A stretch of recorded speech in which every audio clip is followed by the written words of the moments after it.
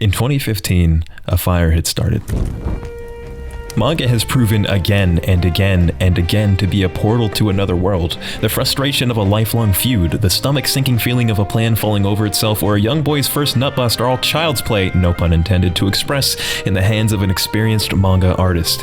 The me 5 years ago was left routinely awestruck at the garden of unique experiences Japan had planted just for me. A fire had started. A fire hungry for engaging works of art like what I had just become so acclimated to. But it kind of sucks, some of it, yeah. It kind of sucks. It's a Minecraft harem isekai. It's a Google Chrome. It's not so much that the quality of all the shit I read is horrible. It's that after you've read all the greats people tell you to read, you so conveniently forget what mediocre means. Most stuff is normal.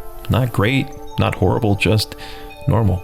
So here I am, and here you are, tirelessly chasing the constant high we rode on when we first started reading. That fire I had has slowly dwindled as I surfed waves of mediocrity. But it's not dead yet, goddammit. Do you think just because you've read most of the mainstream you're left with the scraps? I'm afraid not, my friend. There is still shit out there pushing the envelope, taking risks, and sending us out to distant galaxies. My name is Scamboli. I like manga, and I'm gonna give you a peek into a webtoon that chucked a big fat propane tank right into my tight little fire. Hellper.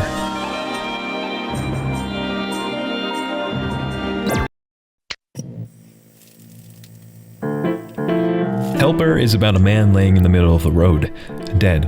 After counting 100 cars running over his body, Jeng realizes that he is indeed dead. He wanders the desolate plains trying to remember how he died until he crosses paths with the Reaper who leads people to the afterlife. The Reaper explains to him that there are two wristbands people get when they die. A white one means that you can go up to heaven or reincarnate on Earth. So what do you think a black one means?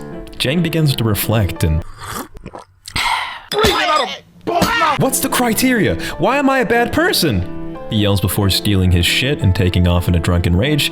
Hell is pretty awesome, but...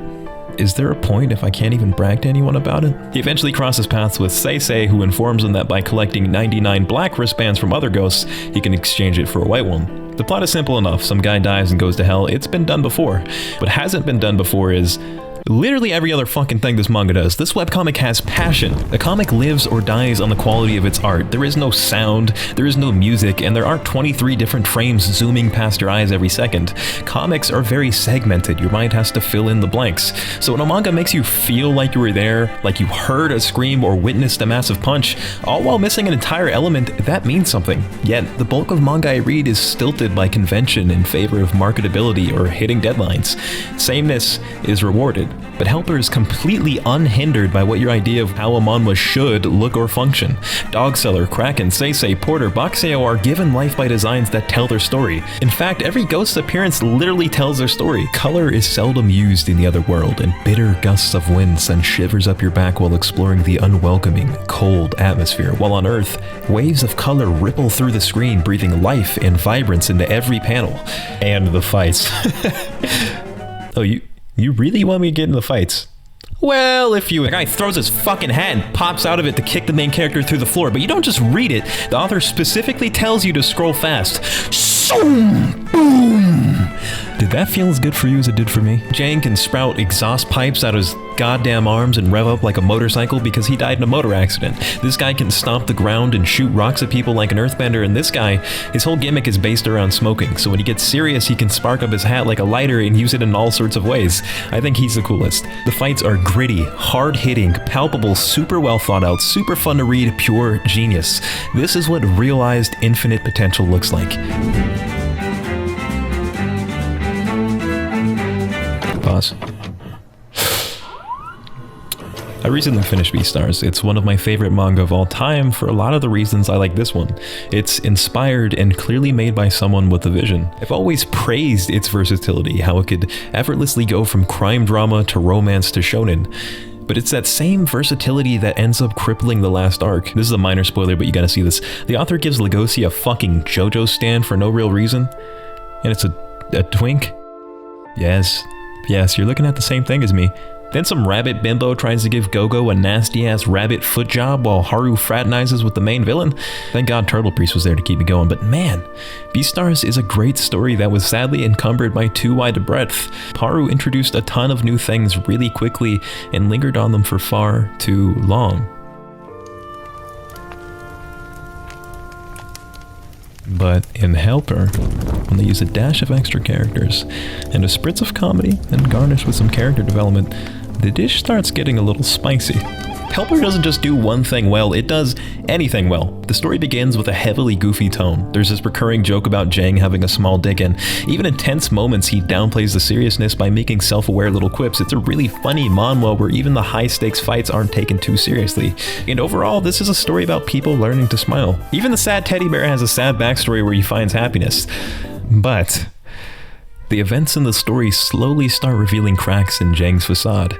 Behind the goofiness, there's always hints of a dark secret looming behind his smile as you read. Eventually, that shadow takes hold of the story. This is about dead people roaming hell. They deal with things like suicide, regret, and loss, while back on Earth, they deal with things like suicide, regret, and loss. The people on Earth still mourn for Jang, but spend their time arguing, fighting, and risking their lives for petty issues, while in hell, they fight just to be alive, scanning for any foothold of hope.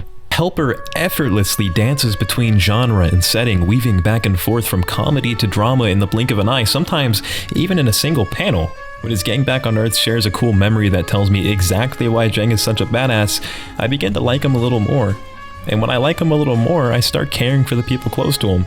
And when I care for the people close to him, I enjoy getting off track from the main story to focus on what's happening on Earth. But when I focus on what's happening on Earth, I start to really care for those guys. And when I care for those guys, it raises the stakes for Jang. Is he gonna go back home? Is he gonna die? What's gonna happen to his gang? I need someone to not fuck his girlfriend. Please, no one try to fuck his girlfriend. I care about you all.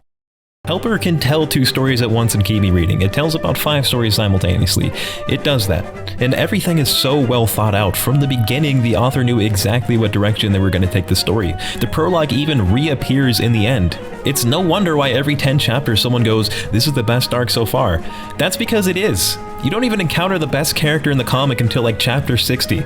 The story is a snowball rolling down a mountain, only picking up elements that increase the scale and quality. Bigger and bigger until you reach the ending in what feels to be an instant. Where other works can be weighed down by having so many moving parts, Hellper does comedy, action, drama, mystery, tragedy, adventure, fantasy, and magic not just good, but exceptionally. And exceptional is known to start fires. Thank you. Subscribe.